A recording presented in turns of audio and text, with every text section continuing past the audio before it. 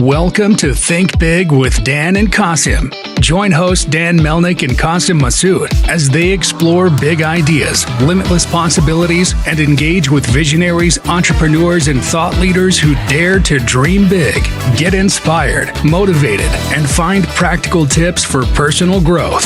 Think big, dream bigger, and ignite your potential.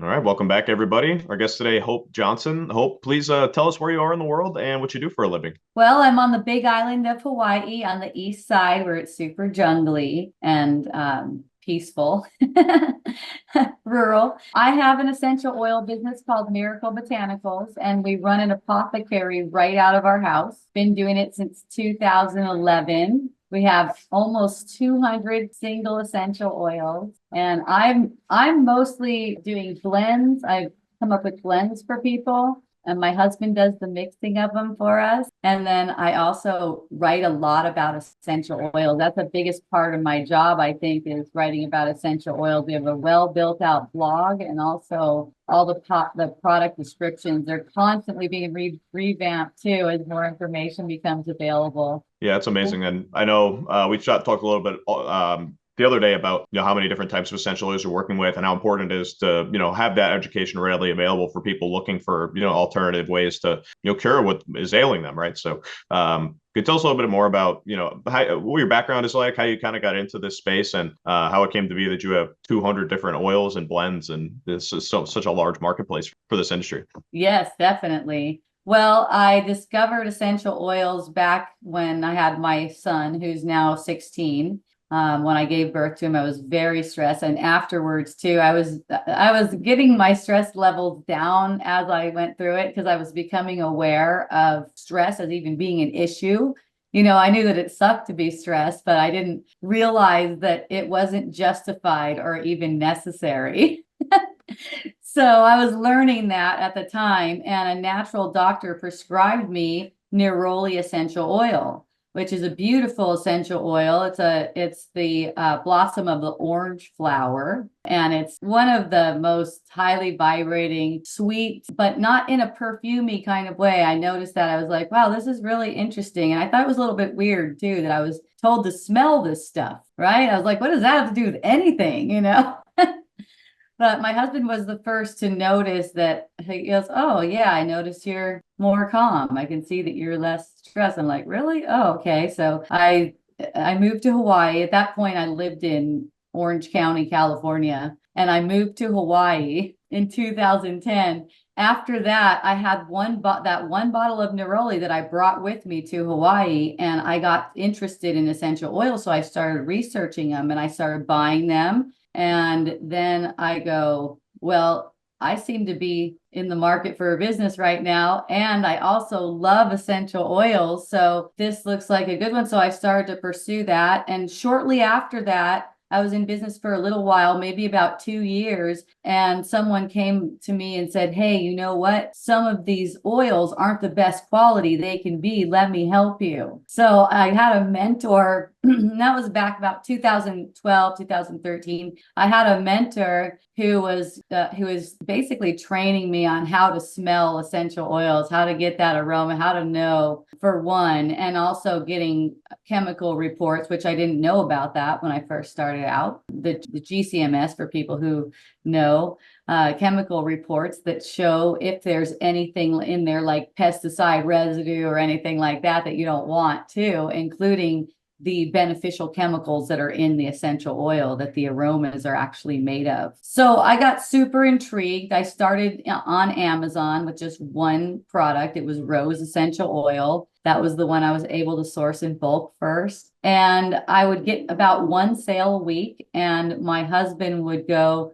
add another product. Every time I would say I got a sale, he'd go, add another product. So then I got up to 30 on Amazon. And after that, my husband kind of took over the business aspect of it, because I was like, I'm not really interested in doing all this anymore. And so then it grew from there, and we just source the best essential oils in the world. So it comes to, okay, we want this particular botanical. We try to get all the botanicals we can that aromatherapists prescribe so people could find them on our site. There's always more to add. And we just get the best quality of that particular botanical wherever it is in the world. We sample many of them and we put them on our website. That's amazing. So I think I want to touch on one thing that you said, because I think it's really important is, your first experience with essential oil, you said, you want me to just smell this? Like that's what we're doing. Yeah. I think that is like so many people's first experience using essential oils, kind of how they come across it, maybe from a friend who is like maybe a little bit more into it, or a family member, and they say, this is it. Like we're just smelling it, and this is but it's like, yes, it is. And I think that's why it's what you're doing with your blog. And I've read some of it since we last spoke, and I can see how dense and in depth these things go, across most of the oils that you have on there that anybody could be interested in learning more about. So I think that's really important. I think the educational side of what you do definitely is a big driver, probably from a business sense, but also there's not that much really good reputable information out there about the effects of essential oils and techniques and using them, and how different blends can affect how they work together. And so I think what you're doing in that is really important. And I'll ask you, just because I'm curious, you said your husband, taking it over after, you're kind of big on Amazon and you had almost 30 products on there. So what kind of channels are you mostly selling through now? Is it mostly direct through the website nowadays? Do you operate through any wholesale and have any retail deals? But what's kind of the breakdown of the different channels that you're selling through right now? Well, we have our in-person. We live in a community where people like essential oil. So people walk in and we go to the farmer's market. Every Saturday, we're down at the local farmer's market. So we hand out cards to tourists and everything down there. And then the bulk of our business is our website. We are not on any other channels. It was really interesting when we first started. It was easy. We started in 2011, like I told you. I just add products. It was super easy. As time went on, it became more difficult, and especially more difficult for essential oils, and especially more difficult for good quality essential oils. And then I found out that Amazon was basically competing with us too. I kind of did a little research into it. I go, oh, okay. So they're basically this essential oil company. And so that's why we lost at play on the algorithms when people are looking for them. So we ended up getting off. Plus Amazon and Etsy kept on telling us that our stuff was dangerous. Because they don't telling understand. You, or it was like a disclaimer for people trying to buy? Oh, no, they were deleting our products listings and threatening to totally wipe us out or take us off of their platform. So we just got off of those platforms because we just didn't really need that kind of vibe, Yeah, no, for sure. We have medicine. It's largely misunderstood. It really is. And, a lot of the information that's common information, like the reason we have safety caps on a couple of our essential oils, it's misinformation. Those essential oils don't really need safety caps, but, yes, you need to be conscientious with essential oils. They can be sensitizing if you use them too much, but it's like, what is too much? That has to do with you being aware, noticing how does it feel. If the smell feels pleasant, you feel relaxed, that's great. Notice if something changes and then tone it down. That's all, because it is medicine, right? But as far as kids are concerned, this is not something you want to drink or put in your eye. I mean, they're not looking to try to do that with them. So, and then the other thing is, whenever I've encountered anyone having any issue, any difficulty with an essential oil, the worst one I ever heard was someone used straight oregano oil. That's one of the strongest essential oils that you don't want to put directly on your skin. Usually, for most people, this is a matter of preference, though. I've seen people put it straight in their mouth. So the person put essential oils on her face, the oregano essential oil right on her pimples and blemishes. And then she went to bed with bandages over it. And the next morning she was just red and scared. And she called me up and I said, do you have butter in your fridge? And she said, yes. I go get butter and smear it all over your face. And so a few minutes later, she got back with me and she said, oh yeah, it's totally fine. So that kind of stuff just, it startles people. but I've never had anything that seemed more quote unquote severe than that in all these years with customers. So all that danger stuff, it's not really true. And I did my best to educate Amazon. We also carry cannabis essential oil, and that's a big thing for people. They have issues with it. Payment processors, PayPal, Venmo don't work with us. Right. But cannabis essential oil is an amazing medicine, and it's got no cannabinoids. There's no THC or CBD in it. It's actually just a light essential oil that can be diffused, and it has myrcene and beta-caryophyllene, which are researched very well and found to be great for cancer, right? It's great for cancer treatments. If you look under the research, you can see it there. Yeah, it just goes to show and prove your point how like misunderstood so many of these substances are. Because then clearly, there's a right way and a wrong way maybe to use some of them sometimes. But in working with you and your brand, I mean, the information is out there to be able to do it the right way, obviously. And I'm just curious because I love all your blog stuff. I've read so much of it since we last spoke, and it's very in depth. You can find pretty much an answer to most of the things you would want to ask about any of the things that are on your website, which is awesome. So when you actually go and fulfill a purchase, do you ever send does it come with like instructions, kind of signs and things like that? If there is a risk for maybe something like the story that you just mentioned, that like maybe you find that out maybe later, maybe you didn't even realize that was a possibility. Like, do you attach anything there, or do you just kind of refer to things that are posted on the site? I'm just curious. Yes, we refer to things that are posted on the site. Whenever someone places an order with us, their first order, they get on a series of newsletters too. And it's kind of like a beginner series. You get 5 emails from me. And, that's always something where I'm changing the content and doing things differently all the time as we keep on going forward. I learn from my customers. My customers ask me all those things on my website, customer questions. I have like 4 projects going right now just from customer questions that I'm doing. And I'm super stoked. I just finished Essential Oils for Cats. It's a safety guide on cats. I don't know if you saw that one. Cool. I did not see that one. No. Yeah, I'm very I sent interested an in that email one. out about it. Yeah, I sent an email out about it.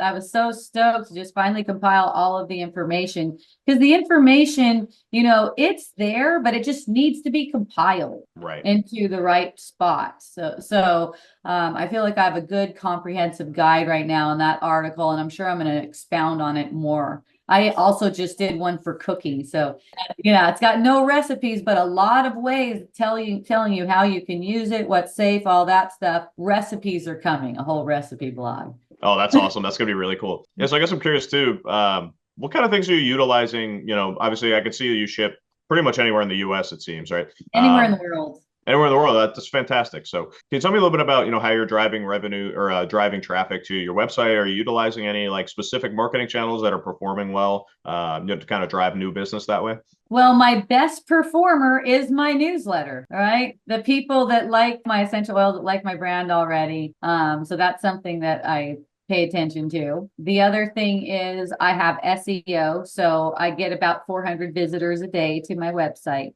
So then it's just a matter of having the stuff that they want on my website. Right.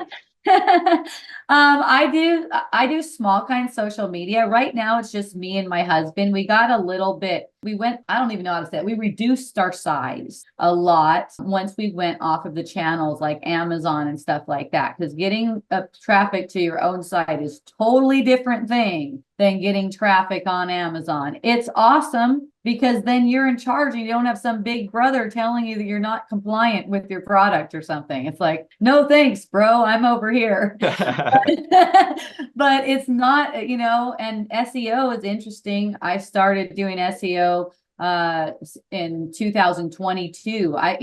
We had Amazon kind of like as a source, as a resource, but then we didn't know what to do, and our website wasn't really that bitchin' yet. So we got that up to speed, got SEO going, and this all started early 2022. So now it's been about 2 years of that, and I'm starting to see that I'm getting a lot of new customers now, and I believe that's SEO. I can tell it is because I can look at the conversion and see it's coming from Google, Bing, different stuff like that. But it took a while, and it's a huge investment, you know. At the beginning, it was $1,200 a month. And then the business didn't pick up. And I'm like, dude, I'm not kidding. I like actually can't pay you. Like, and so then he reduced it to 600 a month, which was nice.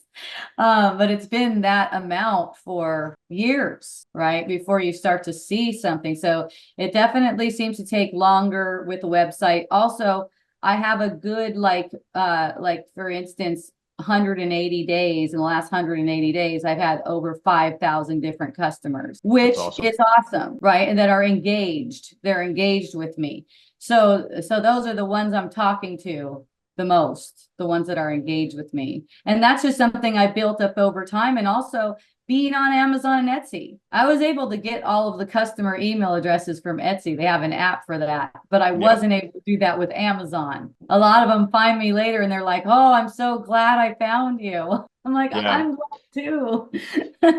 That's one of the best advantages of moving to more like D2C model like you've been doing, because for one, you have the direct interaction, which I think with your specific brand is one of the most important things for people, because it's such a space where you need support and you need information and you're going to have questions. So it makes sense that, you know, this has kind of been like where you landed with your like main revenue channel, because I think people really obviously appreciate that. And, you know, with something like this, I know from my own experience, it's something that once you get into and you find a good supplier, and if you could find the right information, it's something you just want to keep doing. And like once you understand the benefits of one type of essential oil, you can keep moving into other ones and start to look at blends like you also do, which is amazing. And so what you do with your newsletter, keeping people informed, I think it's probably really powerful. And as I'm sure you could tell, it probably drives a lot of recurring business with people that have worked for you in the past, right? Yeah, definitely. For sure. Yeah. Yeah. I also have chat right on my website. When you do that chat, it actually comes to my phone. So cool. Feel free, you know, chat me up, ask me any questions. Yeah. Have you looked into utilizing any type of like, I know there's really great like AI chatbots out there now that basically what they do is they pre-train an artificial intelligence to know like all the information about, you know, how long the shipping takes, questions people have about different products. And I don't know if you've ever looked into anything like that, but most brands that utilize that, they don't have the depth of information like you do with your blog and all the things that are on your website to really, you know, answer a little bit more in-depth question than like, you know, like what does this one item cost? That's like you can find it yourself, but like some of those bots, they won't be able to answer anything really deeper than that. But with the amount of information you have, that might be something worth looking into if you haven't, because most people just don't have the sheer volume of information there to like preload into something like that. And I know this has been very popular in e-commerce sites. So have you looked into that at all? I did install one that was on, it was a Shopify app. Right. And I didn't like it. Okay. I didn't like the way it answered questions. Yeah, no, it's fair. It's fair enough. I mean, you can't beat the personal touch. I mean, it's coming right to your phone. You can't beat that.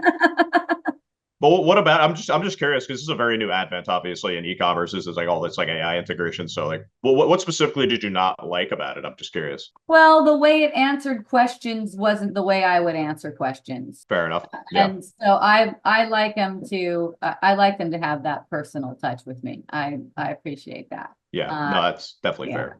Yeah, because you know, for a lot of people, like this is something that's really important to them. A lot of them are feeling like emotional. So I like to give them an actual person. And I could always hire staff unless the AI gets way better and can be more like I would be with people. Mm-hmm. Yeah, no, I've definitely seen some good ones, and trying to remember some of the names. Maybe we could talk about it maybe another time off the air, because there's a few I've seen that I was just extremely impressed with, which is why I was beginning to ask this question. So yeah, we could talk a little bit more about it once when we're off for maybe another day, because I think there are some better ones out there now that I've seen. It's like, at least from my experience, it's like it was just me shopping, and I've seen them on like e-commerce websites, not any official capacity, just like being a consumer. And I really thought it was a real person. Like it totally had me fooled. I was like, that's pretty good, because I am like very, very, you know, like wary of that stuff. I'm like, just a bot. This is like, let's see if it'll really like answer something. And it actually did. So I'm just surprised how quickly that those things are kind of moving forward. But again, yeah, we could talk a little bit more about that off the air. But yeah, so I guess I'm curious. I think I might have asked you this the other day, and I remember really liking your answer to it. So I wanted to ask you it again. Obviously, you've been doing this for, you know, a decade now. So clearly learned a lot, went through COVID, went through, different, digital changes, iOS 14 issues, all these kinds of things. So if you could go back to, kind of the inception of the brand and starting your journey on, developing a business through essential oils, what do you think that one piece of advice would be? Personal, business, any angle you want to take it. One piece of advice. Only one. If you had to pick just the one. Well, my favorite piece of advice is just relax more. It's fair enough. It's good advice. Yeah, because everything's going the way it needs to go, right?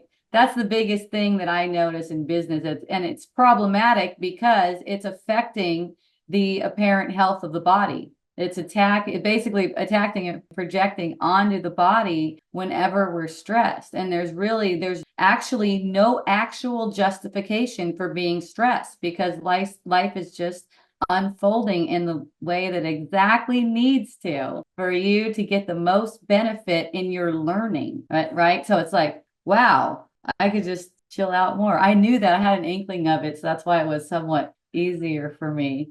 But as of course at this point, 14 years later, 13 years later, whatever it's been, it's definitely been integrated more deeply. And especially with working with essential oils all the time, I feel like that's the message of essential oils too. Yeah, no, I think it's really good advice, and I think something that a lot of people don't think about enough is young entrepreneurs and maybe even more seasoned entrepreneurs and also maybe a new venture. It can be very stressful, and you do need to wear a lot of hats, and it's a lot of time. And if everything seems to take longer than you expect it to, or that somebody told you it would take, but these are all things many times that, like you say, are out of your control. So all you can really do is just react to what happens to you, and not necessarily try to control things that are out of your control. I think that's where a lot of the stress comes from. So no, I think it's fair advice. I think it's important for people to hear that from somebody successful in a venture project like you've done. So yeah, notice your belly. Your breath should be going to your belly. That's how you know you're relaxed, kind of like a baby.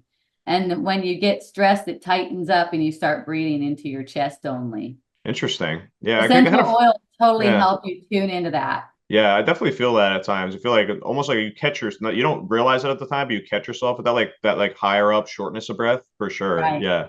Yeah. No, I love that. I appreciate you sharing that. And yeah, I just want to give you an opportunity as well. I know you mentioned the website a few times, but I just want to make sure whoever gets through all of this call, if you want to just shout out your website, any social media avenues people can keep in touch with you, ways to get in touch with you personally. I know you love interacting directly with folks. So let people know how they can get in touch. Okay, sweet. Yes, it's miraclebotanicals.com. The chat box is great. That's a really good way to get a hold of me for anything, any questions you have about essential oils. It's just the way it's organized makes it easy for me to keep track of you. So I'll probably respond to you other ways too, but that's the best way.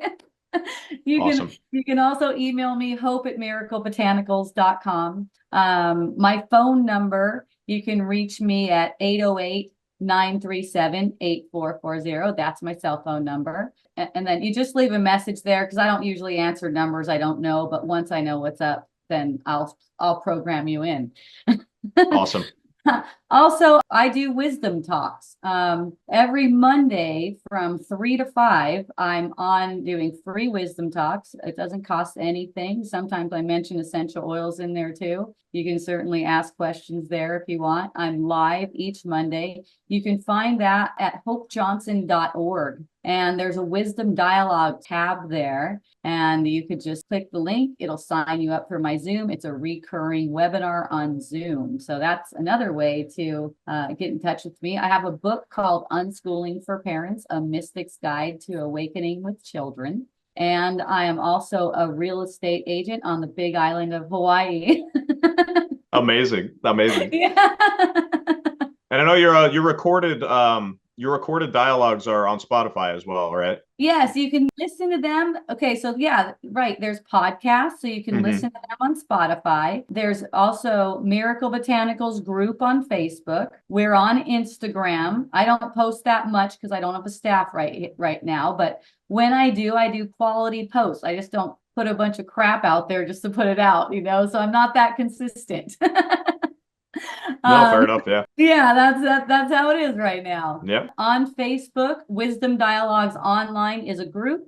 You can watch the weekly shows there. I also post other things there. I'm Hope Johnson on Facebook. I'm in Hawaii, so if that helps you search for anything. And I look forward to connecting with people. Awesome. Amazing. And one final question. If somebody wants to go to your website, somebody who's never tried essential oils before, is there something specific you would recommend somebody who's a really like beginner and getting into like, the experience of utilizing essential oils? Yes, I recommend number one, go to the Learn tab right at the top and then go to blog. And the very first article there is how to use essential oils. Read that article. And then I recommend getting one of our intro sets. We have 2 or 3 different intro sets. There, I think it's 3 of them. One of them is just like 3 essential oils, peppermint, lemon. It's just some basic essential oils to start out with. And one of the intro sets is 18 essential oils. That's awesome.